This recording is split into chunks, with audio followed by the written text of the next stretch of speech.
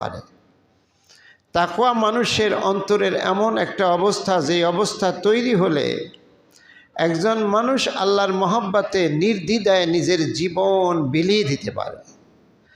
তাকওয়া অন্তরের এমন একটা অবস্থার নাম, যেই অবস্থা তৈরি হলে একজন ব্যক্তি আল্লাহকে খুশি করার জন্য আগুনে ঝাঁপ দিতে পারে।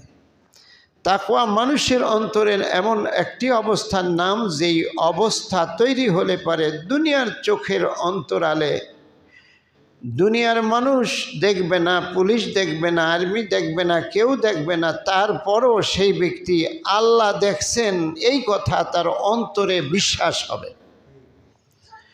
পৃথিবীর সব চোখকে ফাঁকি দেওয়া যায়, তাকওয়া যার অন্তরে তৈরি হয়েছে সে মনে করে আল্লাহর চোখ ফাঁকি দেওয়া সম্ভব।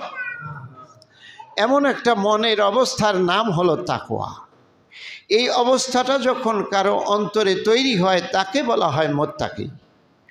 আর এরকম তাকওয়া অন্তরে দিয়ে একটা মানুষকে যে মুত্তাকি বানিয়ে দেয় তার নাম হলো রোজা। তার নাম হলো, দেখেন একজন মানুষ সারাদিন রোজা রাখলো, সারাদিন রোজা রেখে বিকালের দিকে প্রচণ্ড গরম, খরতাপ, উত্তপ্ত পরিবেশে দুধের একটা কায়রা কাঁধে করে নিয়ে পুরান টাউনে বাড়ি বাড়ি দুধ দেয়।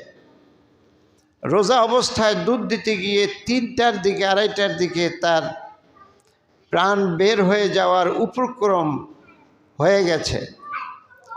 ইচ্ছা করলে পাশের দোকানে গিয়ে কালো পর্দা দিয়ে ঢাকা হোটেলে গিয়ে 1 গ্লাস পানি বা কিছু খেয়ে সে আবার বের হয়ে মুখটা মুছে তার গ্রামে যদি মলিন মুখে ফিরে আসে, কেউ কি বলবে যে সে রোজা রাখে নাই? সে বেজার মুখে মলিন মুখ নিয়ে তার মুখ মুছে এলাকায় যদি এতিমের মতো প্রবেশ করে জড়সড় হয়ে এই এলাকার রাস্তা দিয়ে হাঁটে, কেউ বলবে না যে সে রোজা রাখে না। অথচ পুরান টাউনে সে গিয়ে কালো পর্দা দিয়ে ঢাকা হোটেলে ঢুকে খেয়েছেও, পানও করেছে, কিন্তু ভানটা এমন করেছে যে সে রোজাদার।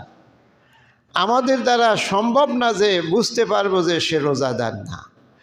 আমরাও সমস্যারই বলবো যে আসলেই সে